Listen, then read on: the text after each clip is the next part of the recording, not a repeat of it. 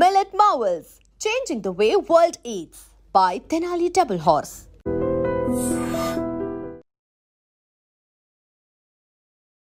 తను వీడియోస్కి మాత్రం కొన్ని ల్యాక్స్ ఆఫ్ పీపుల్లో ఫాలోవర్స్ ఉన్నారు, ఫ్యాన్స్ ఉన్నారు. అది యూట్యూబ్లో అయినా ఇన్స్టాగ్రామ్లో అయినా.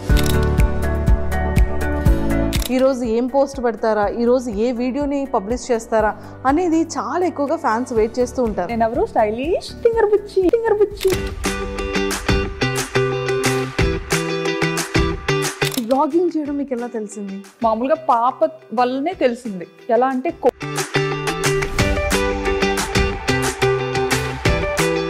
ఎక్స్పెక్ట్ చేశారు ఎప్పుడైనా ఇంత ఫేమస్ అవుతారని? కానీ ఇండియాలో ఉంటాయి కదా పాములు, ఇది కప్పలు. మార్కెట్కి వెళ్తే ఏమో ఇవి చికెన్ దగ్గరే ఇవి పాములు ఉండేవి, ఫిష్ దగ్గరే కప్పలు ఉండేవి. రెండు కలిపి ఉన్నారు, రెండు ఒక దగ్గర కొడతారేమో. సో బిగ్ బాస్ కాల్ వచ్చిన తర్వాత మీరు వెళ్దామని ఫిక్స్ అయ్యారా? బిగ్ బాస్ చూడడం బ్యాంకాక్ పిల్లకి వచ్చేసరికి ఈ ఛానల్ తో చాలా కష్టపడ్డాను, అది క్లిక్ అవ్వలేదు, ఇంకా ఆపేసాను.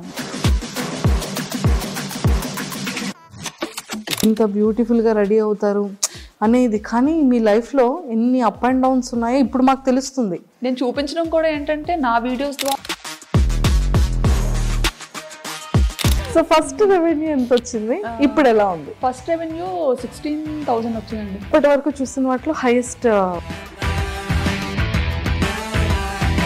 వర్మ సార్ మీకు ఇచ్చిన ఫస్ట్ సర్ప్రైజ్ ఏంటి, మీరు ఇచ్చిన ఫస్ట్ గిఫ్ట్ ఏంటి? ఫోటో చూసి వద్దని అనుకున్నాను కదా, అంటే ఫోటో ఏంటంటే నాకు గుండు ఫోటో పంపించారు పెళ్లి చూపులు.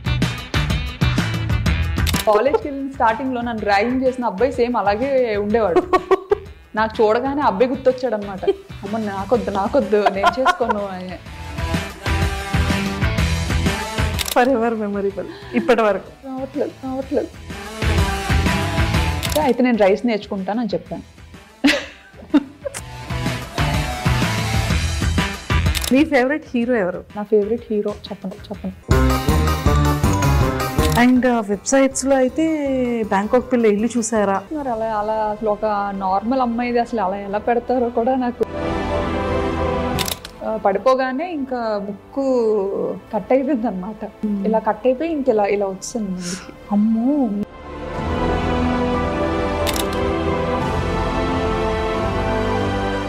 Hi viewers, welcome to I dream. బేసిక్గా మనం ఎంతో మంది ఇన్ఫ్లుయెన్సర్స్ని కానీ లేకపోతే యూట్యూబర్స్గా చాలా మందిని మనం చూస్తూ ఉంటాం. కొంతమంది మాత్రం మనందరి ఫేవరెట్ అయిపోతుంది, చాలా ఇన్స్పిరేషన్ అయిపోతుంది. ఎన్నో లొకేషన్స్ని తను చేసే వీడియోస్లో మనకి కనిపిస్తూ ఉంటాయి. అన్నిటికన్నా ముఖ్యంగా ఫ్యామిలీ లైఫ్ని లీడ్ చేస్తూ పిల్లల్ని చూసుకుంటూ అటు హస్బెండ్కి కావాల్సినటువంటి వర్క్స్ అన్నీ ఫినిష్ చేసుకుంటూ తను కూడా వీడియో వ్లాగ్స్ చేస్తున్నారు అంటే అది చాలా పెద్ద మల్టీ టాస్క్ అనే చెప్పాలి. బట్ అలాంటి తను వీడియోస్కి మాత్రం కొన్ని ల్యాక్స్ ఆఫ్ పీపుల్లో ఫాలోవర్స్ ఉన్నారు, ఫ్యాన్స్ ఉన్నారు. అది యూట్యూబ్లో అయినా ఇన్స్టాగ్రామ్లో అయినా.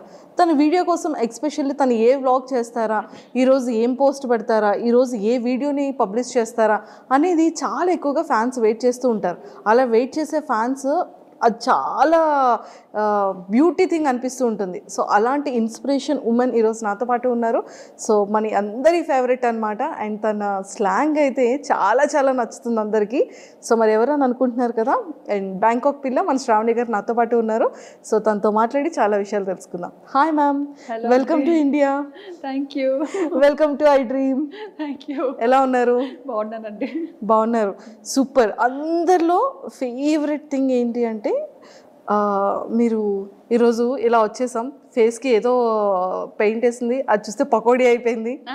అసలు నన్ను నేనే ట్రోల్ చేసుకుంటా. ఎంత న్యాచురల్గా చెప్తారు, అసలు చాలా చాలా బాగుంటాయి మీ వీడియోస్ అన్నిటికీ కూడా. సో ఐఎమ్ ద అంటే అంతమంది ఫ్యాన్స్లో నేను కూడా ఒక ఫ్యాన్ అనమాట. అవునా? Thank you. సో అంత ఫాలో అవుతూ ఉంటాను మీ ప్రతి వీడియో, మీ ప్రతి వ్లాగ్ కూడా. సో అన్నిటికన్నా ముఖ్యంగా ఫస్ట్ ముందు తెలుసుకునేది ఫ్యామిలీ బ్యాక్గ్రౌండ్ ఏంటి? డాడీ వాళ్ళు, మాది యాక్చువల్లీ విజయనగరం, పుట్టి పెరిగింది అంతా విజయనగరమే. మా హస్బెండ్ వాళ్ళు పెరుమాలి, బట్ వాళ్ళు స్టడీస్ కోసం అని చెప్పి విజయనగరం వచ్చేసారు. ఓకే. ఇంకా మోస్ట్లీ ఏంటంటే ఇద్దరం ఒక ఏరియాలోనే ఉండేవాళ్ళం అనమాట. మా అత్తయ్య వాళ్ళు మమ్మీ వాళ్ళు ఒక ఏరియాలోనే ఉండేవాళ్ళు. సో అలా చూసి పిల్లల్ని అబ్జర్వ్ చేసి వాళ్ళు నన్ను అండ్ మా పేరెంట్స్ అతన్ని అబ్జర్వ్ చేసి ఇలా పెళ్లి చేస్తే బాగుంటుందని చెప్పి వర్మ గారిని ఇచ్చి పెళ్లి చేశారు. అంటే యాక్చువల్గా పేరెంట్స్ అనుకున్నారా, పేరెంట్స్ కన్నా ముందు సారు మీరు అనుకున్నారా? అలా లేదు, అస్సలు తెలీదు, అసలు తెలీదు. ఎప్పుడు చూడలేదు. ఓకే ఓకే ఒకటే ఏరియా అయినా కానీ అసలు ఎప్పుడు చూడలేదు. ఓకే, మహా అయితే ఒక 3-4 lanes డిఫరెన్స్ ఉంటుంది అంతే. అంతే.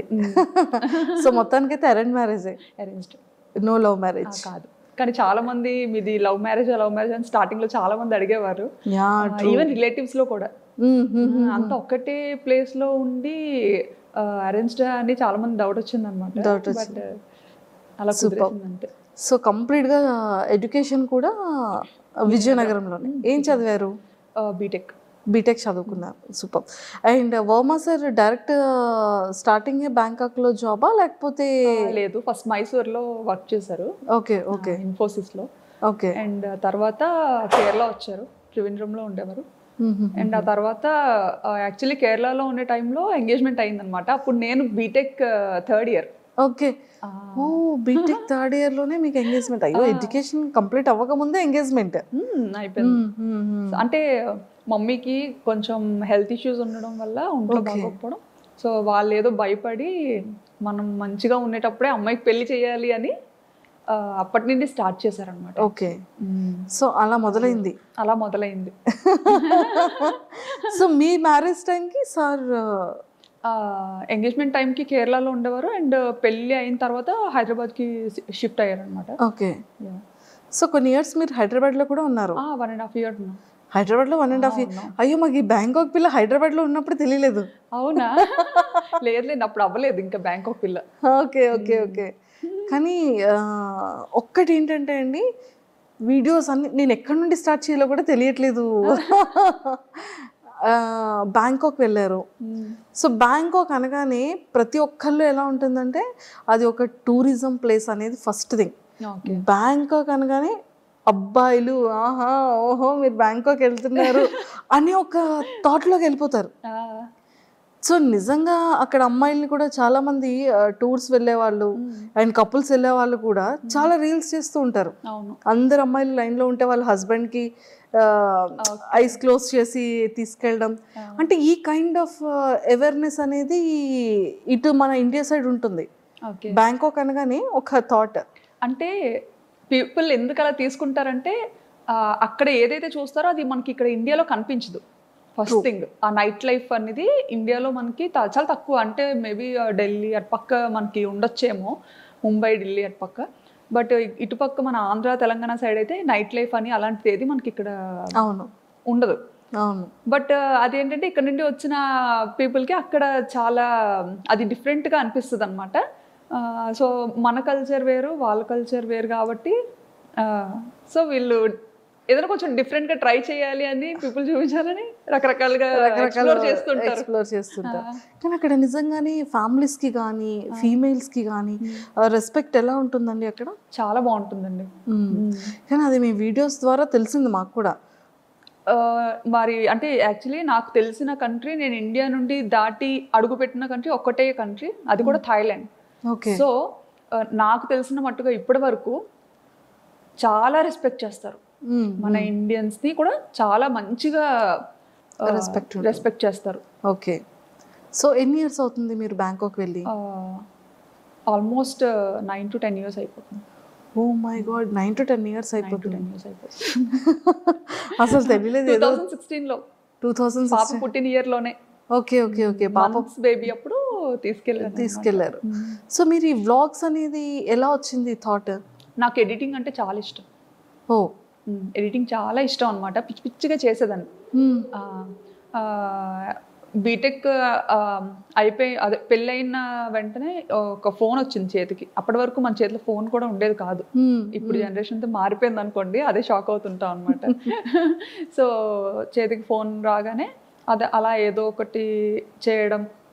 సో బేసిక్గా నాకు ఎలా అంటే నన్ను నేను స్క్రీన్స్లో చూసుకోవడం ఇష్టం. ఓకే.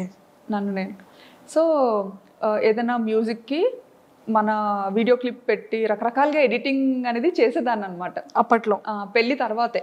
జస్ట్ మేము ఇక్కడ హైదరాబాద్కి వచ్చిన తర్వాత రామోజీ ఫిల్మ్ సిటీ అని ఇంకా చాలా ప్లేసెస్కి తీసుకెళ్లేవారు తిను. సో అప్పటికే మనకి ఫోన్ అనేది కొత్తగా అలవాటు. సో అందులో కెమెరా ఉంది అంటే అది ఇంకా కొత్త విషయం కదా. సో విపరీతంగా ఫొటోస్ వీడియోస్ ఫుల్గా అనమాట నిండిపోయేలా తీసేసుకునే వాళ్ళం. తీసేసుకొని అవి ఎక్కడ అప్లోడ్ చేయాలో తెలియక అదే ఎన్ని హార్డ్ డిస్క్లను పెడతాం. సో అలాగా హార్డ్ డిస్క్ లో పెట్టినవి మళ్ళీ అంత ఈజీ కాదు. ఎప్పుడైనా చూసుకోవాలి అనుకుంటే మళ్ళీ తీసి చూసుకోవడం కూడా డిఫికల్ట్.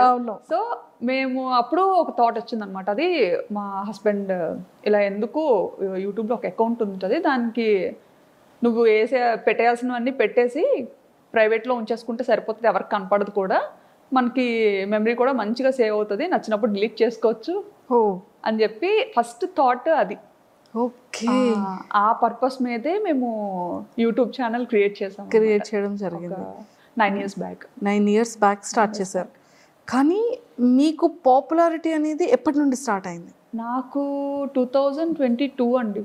2022లో. సో సడన్ గా అది బ్యాంకాక్ పిల్ల ఛానల్ తో స్టార్ట్ అయింది. ఐ థింక్ ఫస్ట్ దీపావళి వీడియోనా? దీపావళి కాదు, అమ్మవారిది ఫస్ట్ నేను అమ్మవారి వీడియో ఏదో సమ్ డివోషనల్ వీడియోని ఫస్ట్ వీడియో. నాకు యాక్చువల్లీ అమ్మవారు అంటే చాలా ఇష్టం అనమాట, సెంటిమెంట్ కూడా.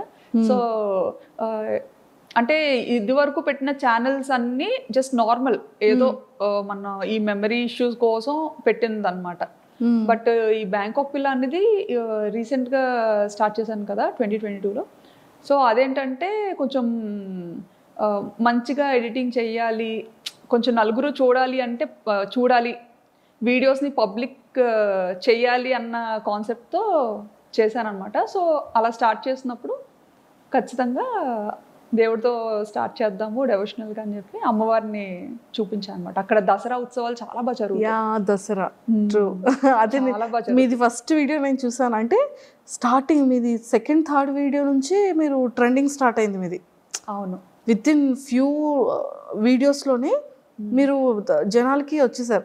అసలు దీన్ని ప్రీవియస్ ఏంటేంటి వీడియోస్ చేశారు అని చూస్తే ఫస్ట్ది ఐ థింక్ దీపావళి అనుకున్నా. అసలు మీకు బ్యాంకాక్ పిల్లగానే నేను తెలుసు, కానీ అంతకు ముందు నేను స్టైలిష్ తింగర్ బుచ్చి. ఓ స్టైలిష్ తింగర్ బుచ్చి మీరేనా? నేనే. ఓకే, అది కూడా ఫాలో. ఓ ట్రూ కరెక్ట్. సో అది కరెక్ట్గా ఈ బ్యాంకాక్ పిల్ల కన్నా ముందు స్టార్ట్ చేశాను అనమాట, స్టైలిష్ తింగర్ బుచ్చి అని చేశాను. కానీ అది చాలా కష్టపడ్డా, దానికి చాలా ఖర్చు పెట్టించా మా హస్బెండ్తో. అయ్యయ్యో, చాలా ఖర్చు పెట్టించా. ఇంకా అది కూడా మా ఫ్రెండ్స్ అండ్ ఇంట్లో ఫ్యామిలీ మెంబర్స్ వాళ్ళు చెప్తేనే అది కూడా చేశారు. యుఎస్లో ఒక వదిన ఉంటారనమాట, వర్మగారు వాళ్ళ చిన్న సిస్టర్. సో ఆవిడ ఒకసారి వస్తూ రిపీట్గా చూస్తూ ఉంటారు కదా, మనం పెట్టిన వీడియోస్ ఏంటంటే అన్లిస్టెడ్లో పెట్టి జస్ట్ మనకి ఇష్టమైన వాళ్ళకి షేర్ చేస్తేనే వాళ్ళే చూడగలుగుతారు, ఇంకెవరు చూడలేరు.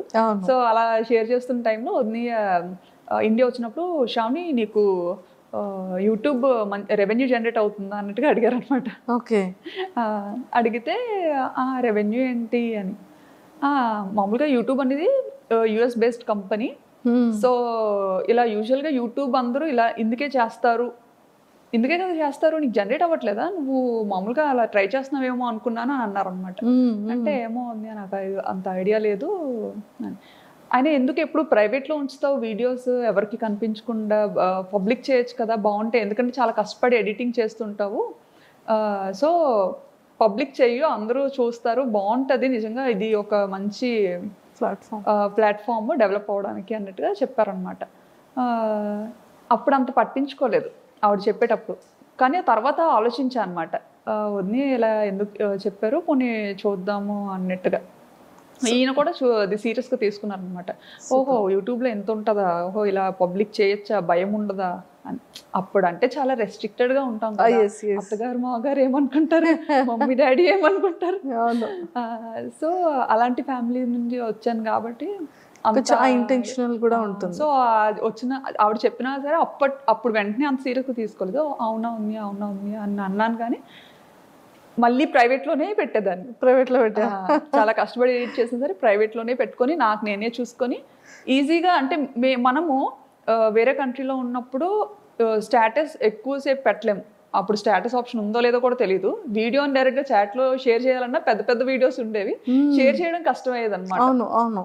సో ఇది బాగా ఈజీ అనిపించేది మమ్మీ డాడీకి. అంటే మేము ఉన్న ప్రతి మూమెంట్ని మంచిగా క్యాప్చర్ చేసి మన పేరెంట్స్కి చూపించాం. మెయిన్ ఏంటంటే అసలు మా మమ్మీ డాడీ బయటకు అసలు ఈయన వెళ్తారు అంటే నన్ను ఇచ్చి పెళ్లి చేయకపోనేమో.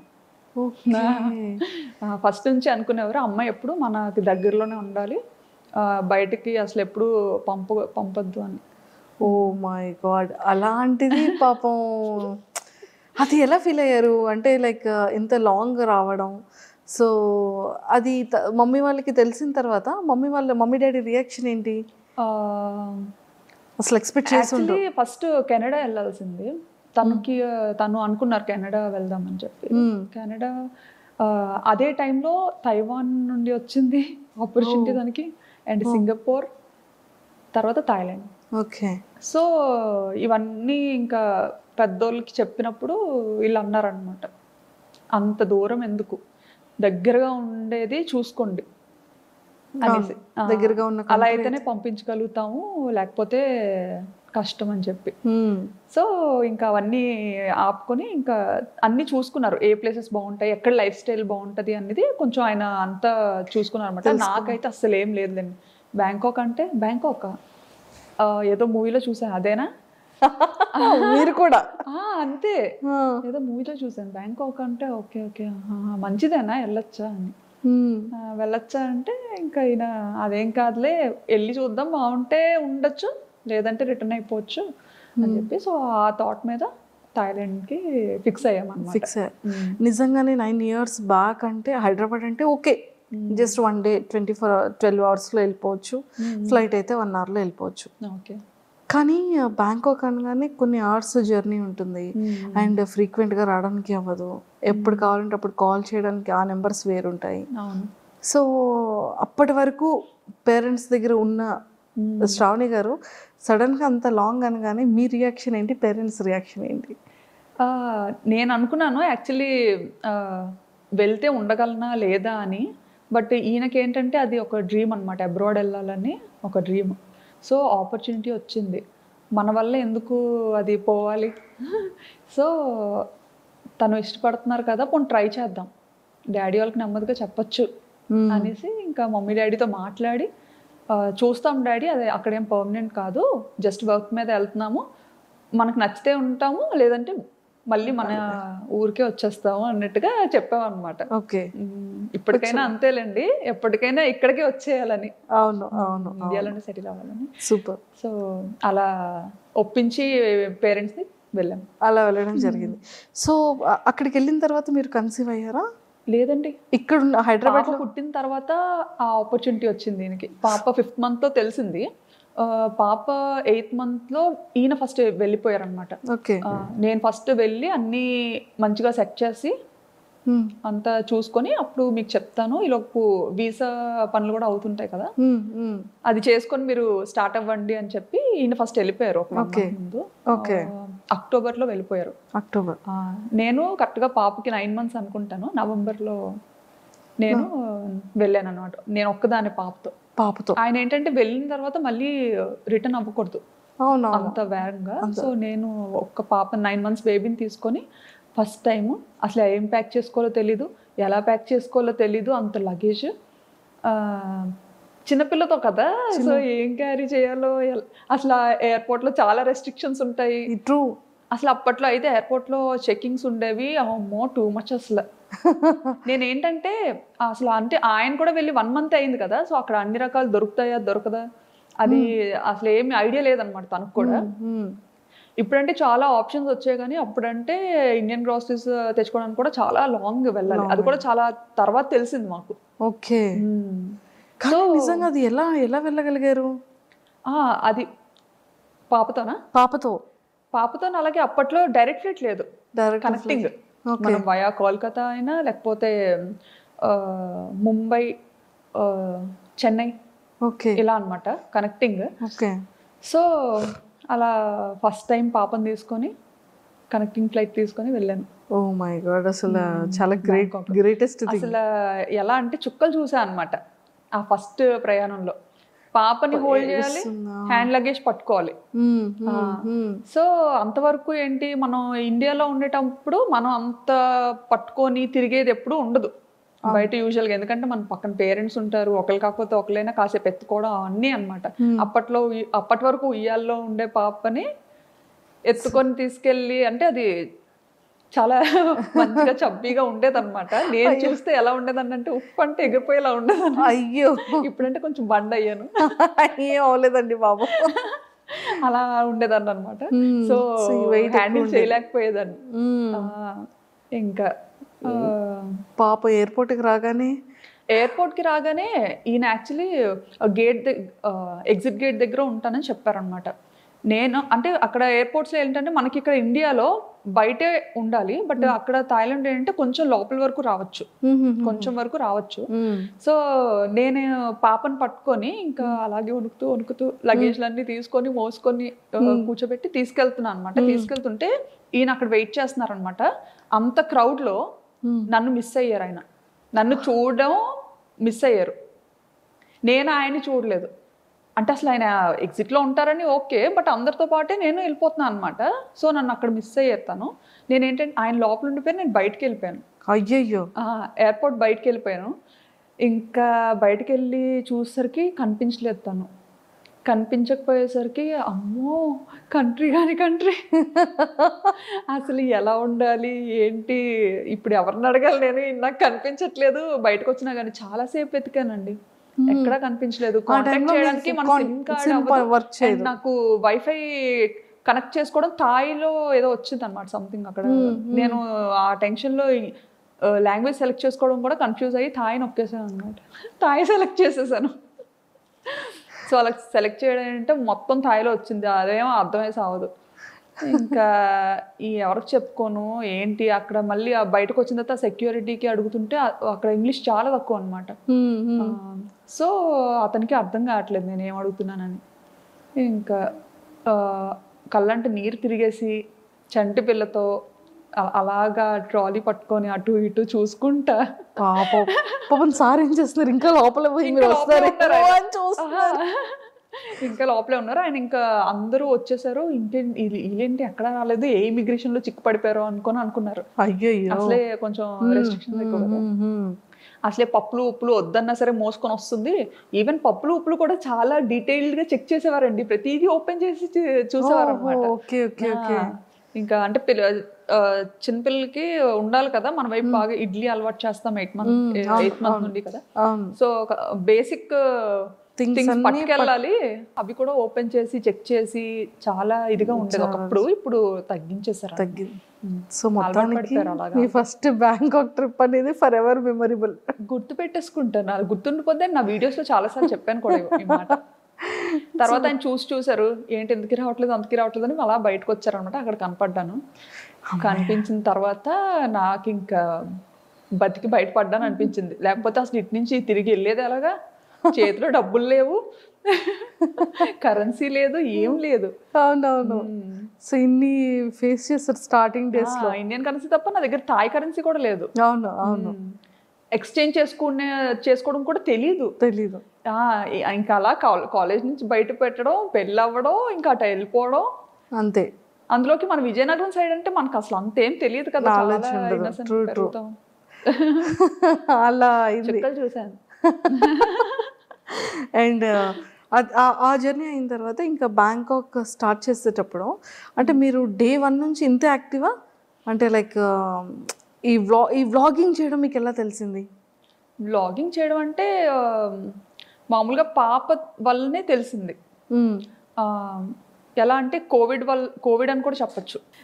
కోవిడ్ టైంలో ఏంటంటే మనకి బాగా ఖాళీగా ఉండే టైం అయితే దొరికింది, ఇంటి బయటకు వెళ్ళకుండా. ఆ టైంలోనే ఇంకా కిడ్స్లో అండి ఇషాన్ కూడా పుట్టాడు. సో ఆ టైంలో నాకు ఎప్పుడు మనసుకి ఏమనిపించేదంటే, నా ఫ్రెండ్స్ అందరూ చక్కగా వర్క్ చేసుకుంటున్నారు మంచిగా, ఇంత చదివి కూడా నేను అలా ఇంట్లోనే ఉండాల్సి వస్తుంది. ఎందుకంటే థాయిలాండ్లో డిపెండెంట్ వర్క్ చేయకూడదు, అది ఇల్లీగల్ అక్కడ. అలా అని చేస్తే ఆపర్చునిటీస్ ఉంటాయి, ఓకే. దొరుకుతాయి చేయాలంటే. బట్ అలా చేసి దొరికామంటే అది చాలా పెద్ద ఇష్యూ అవుతుంది అనమాట. కానీ చేయాలని ఉండేది, బట్ లీగల్గా ఉండాలి. సో అదొకటి బాగా ఎప్పుడు మనసులో అనిపించేది, ఆయనే వర్క్ చేస్తున్నారు, నేను కూడా చేస్తే ఎంత బాగున్నా అని చెప్పి ఏదో ఒకటి చెయ్యాలి. బట్ సాఫ్ట్వేర్లోనే ఉండాలి, సాఫ్ట్వేర్ జాబే రావాలి అని అయితే ఎప్పుడు అనుకోలేదు. అండ్ ఆయన కూడా ఎప్పుడు నువ్వైతే అన్ఫిట్ సాఫ్ట్వేర్కి అని అనేవారు. ఎందుకంటే కుదురుగా ఓ దగ్గర ఉండవు, ఓ దగ్గర కూర్చోవు, మేనేజర్ ఒక 8 గంటలు కూర్చొని వర్క్ చేయమంటే నువ్వు చెయ్యవు, నీకు నచ్చినప్పుడు సెలవు తీసుకుంటావు, అలా ఎవరు ఒప్పుకోరు, నీకు అసలు సెట్ అవ్వదు. డాడీ వాళ్ళు ఏంటంటే కొంచెం బిజినెస్ బ్యాక్గ్రౌండ్లో ఉండి ఇది అవ్వడం, చిన్నప్పటి నుంచి కొంచెం అలా పెరగడం, నాకేంటంటే నా లైఫ్ స్టైల్ బిజినెస్ వేలో ఉండేది, అంతా అలాగే ఉండేది. అంటే ఇంకా అంతా మనకు నచ్చినప్పుడే చేయాలి, మనకు నచ్చినప్పుడే ఉండాలి, అది అలవాటు అయిపోయింది. అలా అలవాటు అయిపోయింది. నాన్నగారు వాళ్ళది ఏంటి బిజినెస్? డాడీ వాళ్ళకి రెస్టారెంట్ ఉంది, 30 years నుండి, తాతల ముత్తాతల నుండి అంతా రెస్టారెంట్ బిజినెస్. ఓకే, విజయనగరంలో. ఏంటండి నేమ్? మీసాల్ రాజు గారు hotel. Okay okay okay, super. So అలాగా యూట్యూబ్ అలా స్టార్ట్ చేయాలనిపించింది? యూట్యూబ్ అలా స్టార్ట్ చేయాలని అనిపించలేదులేండి, అంటే ఏదో అవుతాను అని అయితే చేయలేదు. ఈ ఏంటంటే ఇంకా పిల్లతో థాయిలాండ్ ట్రావెల్ వెళ్ళినప్పుడు నాకు అక్కడ పాపకి ఎలాంటిది చేసి పెట్టాలి, ఫస్ట్ కిడ్ కదా, అవును అవును, ఏం తెలీదు. ఇక్కడ ఉండేటప్పుడు ఏంటంటే ఇంకా అత్తయ్యో మమ్మీయో టైం టు టైం వాళ్ళకి ఏం చేసి పెట్టాలి, ఎలా చేసి పెట్టాలి అంతా అలా చూసుకునేవారు అనమాట, తినిపించడంతో సహా. సో నాకు అసలు అంత ఏం పని ఉండేది కాదు, అంటే ఫస్ట్ కిడ్ కదా తనకేం తెలియదు, ఏం చేస్తుందిలే అన్నట్టు. ఇంకా అలా అత్తయ్య కూడా ఎలా అంటే బాగా పాపను ఎలా గారాబం చేస్తారో నన్ను అలాగే గారాబంగా చూసుకునేవారు. అసలు ఇంట్లో పని కూడా చేయించేవారు కాదు. మావయ్య అత్తయ్య చాలా మంచోళ్ళు. సూపర్. సో అలా స్టార్ట్ అయింది. అక్కడికి వెళ్ళిన తర్వాత పాపకి ఎలా ఎలా వీడియో అదే ఫుడ్ పెట్టాలి అనేది వీడియోస్ చూసేవాళ్ళు? వీడియోస్ చూసేదాన్ని అనమాట. బేబీస్కి ఎలా ఏం చెయ్యాలి, ఏం చేస్తే మంచిగా ఉంటుంది అనేసి అన్ని వెతికేదాన్ని. మనకి ఫీమేల్ యూట్యూబర్స్ ఉండేవారు కదా, అవునవును, చాలా మంది చేసేవారు అప్పట్లో అమ్మాయిలు, వాళ్ళవి చూసేదాన్ని అనమాట వ్లాగ్స్. అలా చూసి చాలా మంది ఆల్మోస్ట్ ఆల్ అందరినీ చూసాను, అందరు అమ్మాయిల్ని అందరి ఛానల్స్ చూసాను అనమాట. సూపర్. సో అలా మొదలైంది, చేసి అలా స్టార్ట్ అయింది. ఎక్స్పెక్ట్ చేశారు ఎప్పుడైనా ఇంత ఫేమస్ అవుతారని కానీ, ఇంత మంచిగా జనాల్లోకి రీచ్ అవుతారని కానీ? అస్సలు ఎక్స్పెక్ట్ చేయలేదు, అలా అనుకోని కూడా రాలేదు. సో అలా ఫాలో అయ్యేదాన్ని, చాలా మంది ఛానల్స్ ఫాలో అయ్యి అది నాకు బాగా మంచిగా హెల్ప్ అయ్యేది కూడా. ఓకే, చక్కగా అలా ఫాలో అయ్యి అంతా చేసుకొని ఆ బుడ్డిదాన్ని నెమ్మదిగా ఏదో అలా పెంచేదాన్ని అనమాట. అప్పటికి అక్కడ థాయిలాండ్లో ఉండలేక ఇండియాకి థాయిలాండ్కి yearly 3 times up and down చేసేదాన్ని. వెళ్ళేసరికి అంత ఫేస్ చేసిన తర్వాత ధైర్యం వచ్చింది అనమాట. సర్లే వెళ్ళగలను వచ్చేయగలను ఫిక్స్ అయిపోయారు. వచ్చేస్తానని పంపించేసేవారు ఈయన అడిగిన వెంటనే కూడా. ఎందుకంటే ఏడ్చేసేదాన్ని, నేను ఇక్కడ ఉండి వెళ్ళిపోతాను. ఎందుకంటే అక్కడ ఫుడ్ నాకు నచ్చేది కాదు, అండ్ నాకు వంట రాదు. అక్కడికి వెళ్ళేసరికి నాకు వంట సరిగ్గా రాదు. అండ్ చెప్పాను కదా ఇక్కడ వెళ్ళక ముందు 1.5 years హైదరాబాద్లో ఉన్నా అని చెప్పి. అప్పుడు ఆ టైంలో అయితే నా వంటకి పాపం ఆయన అయ్యో ముందేనా అడిగి చేసుకున్నాను కాదు అనుకునేవారేమో అనుకునేదాన్ని నేను మనసులో. ఎంత అంటే ఈవెన్ సాంబార్ అయితే శనగపప్పుతో చేశాను అనమాట. శనగపప్పుతో సాంబార్ చేస్తారు, కందిపప్పుతో చేస్తారు. అది చేసుకొని నేను తిన్నానా అంటే నేను తినలేదు, చుట్టుపక్కల అందరికి కూడా పంచాను, వెనక ఆంటీకి కింద ఆంటీకి అందరికి. పాపం ఇంకో రోజు ఎప్పుడు అడగలేదు. ఇంకా అది కూడా ఇంత చేశాను అనమాట.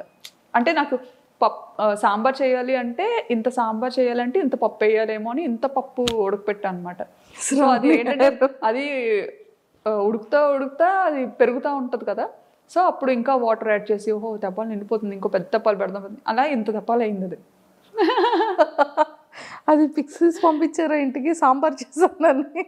పిక్స్ ఏం తీసి పంపించలేదు కానీ అంత ఎక్కువ చేశాను కదా, సో ఏం చేసుకుంటాం అని చెప్పి ఇంకా వెనక ఒక బ్యూటీషియన్ ఒక అక్క ఉండేవారు, ఆ అక్క వాళ్ళ మదర్ ఉంటే ఆవిడకి ఇచ్చాను, కింద ఆవిడకి ఇచ్చాను. ఈవినింగ్ మా హస్బెండ్ వచ్చేసరికి అది చూసి మనకే ఉండేవా లేకపోతే వీధంతటికి ఉండేవా అని అడిగారు. పాపం తిన్నారా వర్మ గారు? అలాగే పాపం ఏదైనా తినేస్తారండి. నీళ్ళన్నం పెట్టినా తినేస్తారు. అస్సలు ఇది ఉండాలి అది ఉండాలి అని ఏం లేదు. నా గురించి తెలుసు కదా, తెలుసు ఏం ఎక్స్పెక్ట్ చేస్తాను. సూపర్. సో ఎప్పుడు మీకు ఫేమ్ రావడం వచ్చింది? ఏ వీడియోతో వచ్చింది? ఏ వీడియో నుంచి మీరు ఓ మై గాడ్ అసలు ఏంటి ఇంతమంది పింక్ చేస్తున్నారు, ఇంత బాగా వీడియో వెళ్తుందా అని అనిపించే మూమెంట్స్ ఏంటి? నాకు ఫస్ట్ వీడియో వైరల్ అయింది బ్యాంకాక్లో టుక్ టుక్ వీడియో. ఈవెన్ ఆ వీడియోలో నేను కనిపించలేదు కూడా. సో వాయిస్ మాత్రమే, ఓన్లీ వాయిసే. ఆ వీడియోలో నేను అసలు కనిపించను. అది కూడా ఎప్పుడో మార్కెట్కి వెళ్ళాను. లోకల్ ఫ్రెష్ మార్కెట్స్ ఉంటాయి కదా, మార్కెట్కి వెళ్ళినప్పుడు సరదాగా అలా షూట్ చేశాను. నాకు ఏంటంటే అదొక ఉండేదన్నమాట, అదొక హ్యాబిట్లో ఉండేది. ఏదైనా డిఫరెంట్గా కనిపించిందంటే ఖచ్చితంగా అది క్యాప్చర్ చేసేయాలి అన్నది. సో షూట్ చేసుకున్నాను, అది ఉంది, అది ఎడిట్ చేసి పెట్టాను. అది బాగా సడన్గా వైరల్ అయిపోయింది అనమాట. అది అసలు ఒక ఆటోని అమ్మో ఇంతలా చూస్తారా, అది కూడా మన ఇండియాలో ఉన్న ఆటో లాగా కొంచెం డిఫరెంట్గా ఉంటుంది. ఫస్ట్ టైం మీరు బజార్కి వెళ్తూ ఆటోలో కూర్చుంటూ నేను బస్లో ఉంటూ ఒక ఆటోని షూట్ చేశాను. అప్పుడు నేను బస్లో ఇంటికి వెళ్తున్నాను, షాపింగ్ అంతా అయిపోయి. సో ఇది ఆటో చాలా బాగుంది కదా అని షూట్ చేశాను అనమాట. అది వైరల్ అయింది. అండ్ అలానే మార్కెట్కి వెళ్తూ అక్కడ కూడా ఏంటిది మన ఇండియాలో ఉంటాయి కదా పాములు, ఇది కప్పలు, రకరకాలు అవన్నీ చూసి నాకు అసలు చికెన్ ఫిష్ మామూలుగా అయితే ముక్క లేకపోతే ముద్ద దిగదు నాకు. రెస్టారెంట్ నుండి వచ్చాను కదా హోటల్లో పిల్లలు, సో ముక్క లేకపోతే ముద్ద దిగదు. సో అక్కడికి వెళ్ళిన తర్వాత నాకు వంట రాదు, ఏం చేయాలో తెలీదు. ఈ మార్కెట్కి వెళ్తే ఏమో ఈ చికెన్ దగ్గరే ఇవి పాములు ఉండేవి, ఫిష్ దగ్గరే కప్పలు ఉండేవి, ఇంకా అన్ని రకాలు అనమాట, ఎలకలు అన్ని. సో అవన్నీ చూసిన తర్వాత ఇవి కూడా తినబుద్ధి వేసేది కదా అసలు. చచ్చిపోతానేమో, అమ్మో రెండు కలిపి ఉన్నా, రెండు ఒక దగ్గర కొడతారేమో అని భయం వేసేది చాలా. ఓకే. సో అలా మరి వంట ఎప్పటి నుంచి నేర్చుకోవడం స్టార్ట్ చేశారు? వచ్చేసింది అలాగా, దానికి భయపడ్డాను కాబట్టి ఇంకా ఆటోమేటిక్ గా వచ్చేసింది. చచ్చిపోతాను తినకపోతే, ఇంకా వంట నేర్చుకోకపోతే ఇంకా చచ్చిపోతాను. అండ్ మన పేరెంట్స్ అక్కడికి వచ్చి వండే ఇది లేదు, వీళ్ళు రారు, సరదాకు కూడా రారు. ఎప్పుడైనా వచ్చినా సరే ఎంత బేగ పారిపోద్దామా అని చూస్తారనమాట. వాళ్ళకి పాపం అక్కడ అలవాటు అయిపోయింది కదా, ఇండియా అలవాటు టెంపుల్స్ అంటారు అనమాట. వచ్చినా సరే అన్ని టెంపుల్. యాక్చువల్లీ మన ఇండియాలో ప్రతి మంత్ కు ఒక ఇది ఉంటది, శ్రావణ మాసం, కార్తీక మాసం. అవును, బాగా చేస్తారు. అందులోకి మా మమ్మీ వారాలు ఎక్కువ చేస్తారు, నన్ను చేయమంటారు, నేను చేయను. నేను 365 రోజులు తినేస్తాను. ఎప్పుడైనా నేను తినకూడదు అనుకుంటే మానేస్తాను, అంతే. రూల్, మన రూల్. అది పెళ్ళైన తర్వాతే అలాగా, పెళ్ళైన తర్వాత అలా స్టార్ట్ అయింది. మా మమ్మీ మామూలుగా తిన్నించేవారు కాదు. ఇక్కడ యూజువల్ గా తినకూడదు కదా, తినరు కొన్ని డేస్. సో ఆ టైంలో తిన్నించేవారు కాదు. కానీ పెళ్ళైన తర్వాత మాత్రం బ్రేక్ చేశారు అత్తయ్య అన్ని అన్నమాట. మా మమ్మీ ఇంకా చాలా రెస్ట్రిక్టెడ్ గా ఉండేవారు చాలా విషయాల్లో. మా అత్తగారు మాత్రం అన్ని, మమ్మీకి చెప్పదులే అమ్మా, ఇలా ఉండు, ఏం కాదులే, మమ్మీ అడిగితే లేదు బాగానే ఉందని చెప్తాను అని బాగా నాకు సపోర్టివ్ గా ఉండేవారు. Super, excellent. సో ఆ యూట్యూబ్ నుంచి ఫేమ్ అయిన తర్వాత మీరు సడన్గా విజయనగరం వచ్చేటప్పుడు కానివ్వచ్చు, హైదరాబాద్లో దిగేటప్పుడు కానీ ఫస్ట్ మిమ్మల్ని గుర్తుపట్టడం ఎలా మొదలైంది? ఫేమ్ వచ్చిన తర్వాత అంటే ఫస్ట్ ఎయిర్పోర్ట్లో దిగినా కూడా నాకు తెలియదు. హైదరాబాద్లో అనుకుంటాను, హైదరాబాద్లోనే బాగానే అసలు చాలా గుర్తుపట్టారు బాగా. ఎలా అంటే చూసిన 10 మందిలో ఒక 8 మంది ఖచ్చితంగా గుర్తుపట్టేవారు అనమాట. ఇంకా పిల్లలు అయితే అడగక్కర్లేదు, పిల్లలు ఆల్మోస్ట్ ఆల్ అందరూ గుర్తుపట్టేవారు. ఎక్కువ పిల్లలే చూస్తారంట నా వీడియోస్. నేనేంటంటే యాక్చువల్లీ పెద్దోళ్ళ కోసం స్టార్ట్ చేశాను ఇది.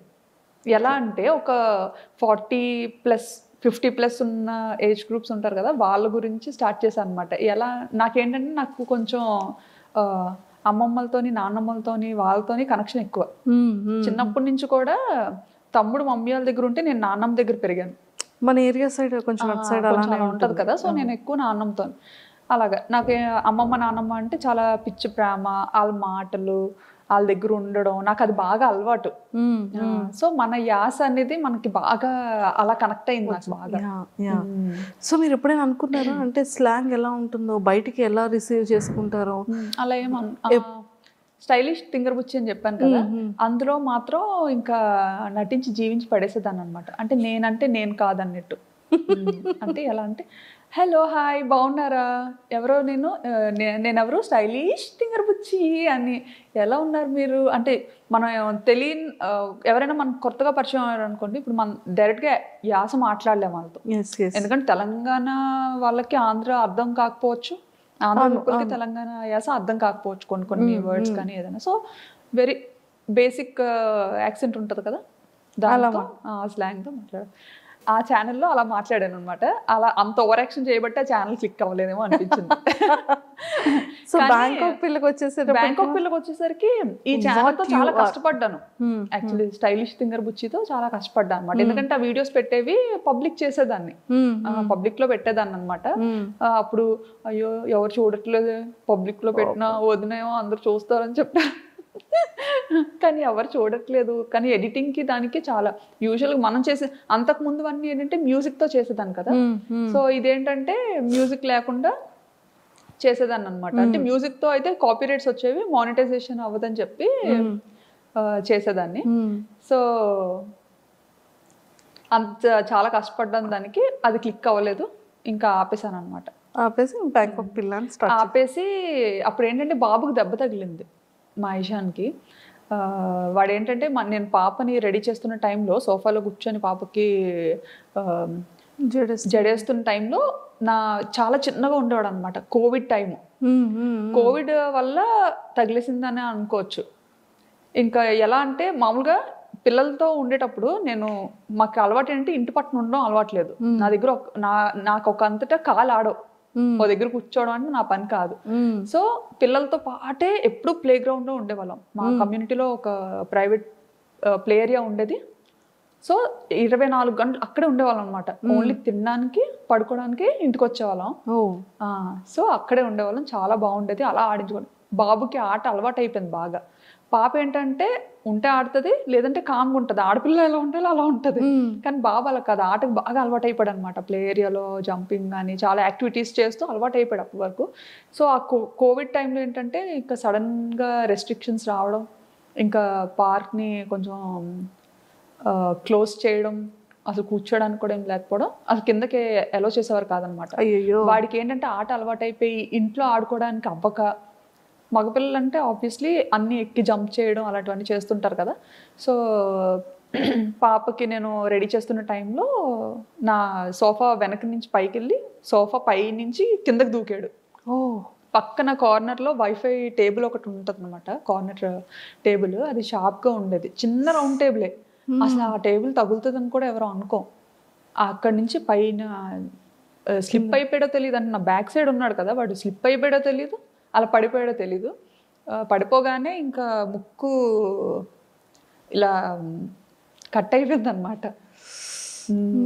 ఇలా కట్ అయిపోయి ఇంక ఇలా వచ్చింది ముందుకి. అమ్మో.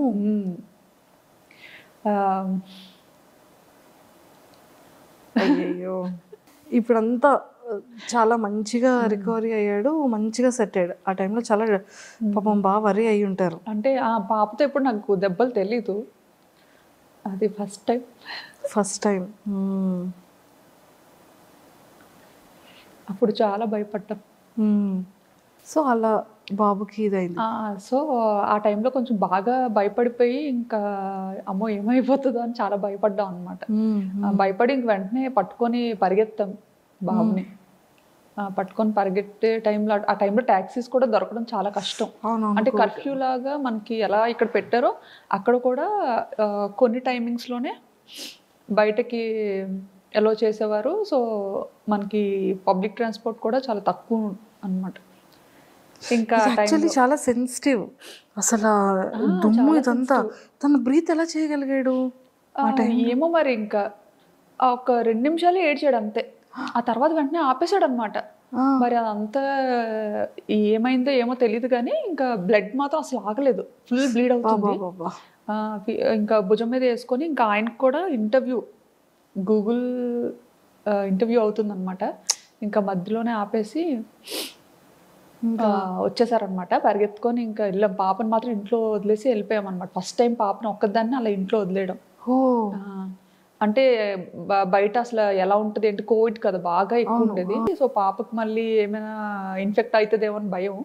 సో అలా ఎత్తుకొని రోడ్డు మీద పరిగెడుతుంటుంటే టాక్సీ కోసం, అంటే ఈ లోపు ఏమవుతుందా అన్న టెన్షన్తో ఇంకా పరిగెడుతూనే ఉన్నాం ఎక్కడ ఆగకుండా. పరిగెడుతుంటుంటే ఒక పాకిస్తానీస్ కమ్యూనిటీలో పాకిస్తానీస్ వైఫ్ అండ్ హస్బెండ్ అప్పుడే బయలుదేరుతున్నారు అనమాట వాళ్ళ కార్లో. వాళ్ళు ఇంకా బాబుని చూసి మేము ఏడుస్తూ పరిగెత్తడం చూసి వెంటనే ఆగి, వాళ్ళు ఏ పని మీద వెళ్తున్నారో తెలియదు కానీ వెంటనే కార్ ఎక్కించుకొని ఇంకా హాస్పిటల్కి తీసుకెళ్ళి ఇంకా చాలా హెల్ప్ చేశారు. ఇంకా 2 చేతులతో దండం పెట్టి ఇచ్చేయాలి. ఎంత చేసినా ఇంకా నేను అది మర్చిపోను. వాళ్ళు మాత్రం చాలా మంచి ఫ్రెండ్స్. సో వెంటనే బాబుని ఇంకా తీసుకొచ్చేసారా స్ట్రిచెస్ ఇవన్నీ అయిన తర్వాత?